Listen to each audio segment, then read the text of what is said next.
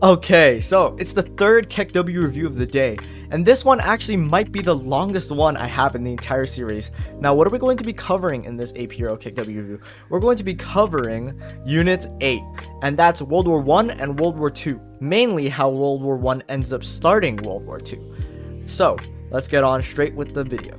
Anyway, so the topics we're going to be covering for World War I are the alliances. Actually, we're going to be covering this in both world wars, but I'm going to focus mainly on the alliances. I'm going to be focusing on total war. I'm going to focus on Russia, the Great Depression, fascism, and the League of Nations, and what happens with that. With that being said, let's keep going. So reasons for World War I, some of the reasons were alliances between the various countries were kind of tight.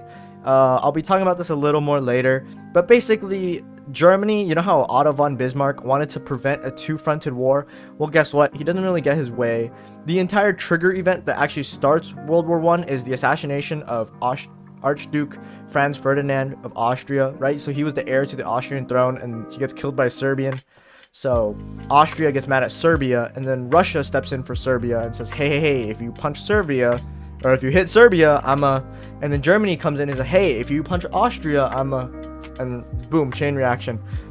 And another thing that starts World War I is Germany issues Austria a blank check, which basically ensures that Austria has the full military support of Germany, and everyone kind of has new fancy guns, and they can't wait to test them out. So yeah, those are the reasons for World War I.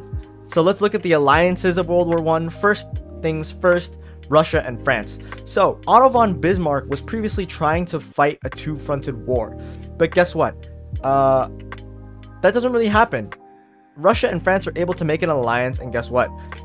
Germany is stuck in kind of a pinch. So this leads to the creation of the Schlieffen Plan. So what the Schlieffen Plan is Germany has a thought process where they invade France first, knock France out of the war, then they turn to Russia and they focus their entire efforts on Russia after France is knocked out of the war. But in order to knock out France, they decide to go through Belgium. And indirectly, going through Belgium will bring in Great Britain into the war, which I'll talk about later in the Belgium GB alliance. Yeah. Germany and Austria, they're another big alliance, as Germany issues the blank check to Austria, giving them the full support of the military starting World War I. Basically, this kind of gives Austria the confidence they need in order to invade. Yeah, that's basically all I have to say about that one. Belgium and Great Britain. Great Britain only comes into the war because Germany actually invades a neutral Belgium. So I don't know what Germany was kind of doing there, but basically what happened was Germany needed a way to get into France, so they went through Belgium, even though Belgium was neutral. They did ask nicely beforehand, I'll give them that credit. They were like, hey, can we go through? We just want to get to France. And I know you're neutral, but we just want to get to France. Belgium says no, so they're like, oh, crap. I guess we're going to have to invade you by force. Yeah, and GB gets involved because, you know, they're friends. Everyone was involved in the war. This is total war, by the way. So even the citizens who were not in the military got involved. 100% industry was used to the war effort. This literally means factories, shoe factories became weapons factories. Rice farms started producing rice for the soldiers. Food was rationed out. Products became less available to the public and more for, hey, how can we make military spending, military production as efficient as possible? That's the basic idea of total war. An entire country's involved. So technically, not all of the results of the war were bad. I do know war is pretty terrible. The loss of life is definitely not a good thing. The fighting, the destruction, it's not great at all. But technically speaking, not all of the results were bad. Some of the results of the war were reduced unemployment. This is it during the war, by the way. After the war is a different story. But during the war, unemployment reached an all-time low because a lot of people were either enlisted in the military or working in a factory. There's not really any much in between, and unemployment sees all-time low during the wartime. Money was being spent and things were being traded. Countries with strong relations often traded with each other. The US, for example, got really rich off of World War I because they send a lot of weapons, they send a lot of stuff over to Europe to support them. Another positive that comes from the war is the push for women's rights. Now, this might not seem apparent at first, but when you think about it, while all the men were fighting on the front lines, women were able to get factory jobs which was a base for an argument for the increase of rights of women. Because, hey, we have jobs too. Previously, men had majority of the factory jobs, but now, seeing that women were able to do the exact same jobs as men, it was a very good basis for the increasing, or the argument to increase, women's rights. What's next? Russia. So Russia was really, really behind in terms of industrialization. The Tsar realized this, as he realized monarchies such as France, such as Germany, they kind of lost power because the public got educated. So basically what he did was he kept people uneducated in order to maintain his power. But this also kind of halted the scientific advancement and technology and economy in Russia because people weren't innovating. Things were stagnant. This led to Russia falling behind everyone else. So after a long and drawn out war, we see a revolution happening in Russia. Initially, it's not a communist revolution. Even though I do have it labeled as a communist revolution, it's not initially communist. We have to talk about this Karl Marx guy. He wrote the Communist Manifesto, and basically he said that the workers would revolt naturally on their own. When the working conditions got poor enough, they would become desperate and they would just go on strike. That's basically what we see in labor unions. But the Russian revolt eventually does become communist. Well, let's talk about that right now. So, the Russian Civil War. It was fought between the Red and the White armies in Russia. The Red Army is the communist Bolsheviks, and if you don't already know, they kind of win. So the USSR is formed, and Lenin, who's the first leader of the USSR, he passes the NEP, which includes a free market and capitalism. Wow, free market in a communist country? That's unheard of. Anyways, so the Treaty of Versailles, this is at the end of World War I. It happens in 1919, and it includes three major things. The War Guilt Clause, which basically gives Germany the full blame of World War I. The reduction of military. Germany can't have an air force, has a limited navy, and they have a maximum of 100,000 soldiers in the military. That's pretty big, considering the fact that millions were involved with World War I. Economic punishment. Germany had to pay war reparations for the damages caused to other countries, and this basically leads them to go broke. They go into depression before the Great Depression, if that makes sense.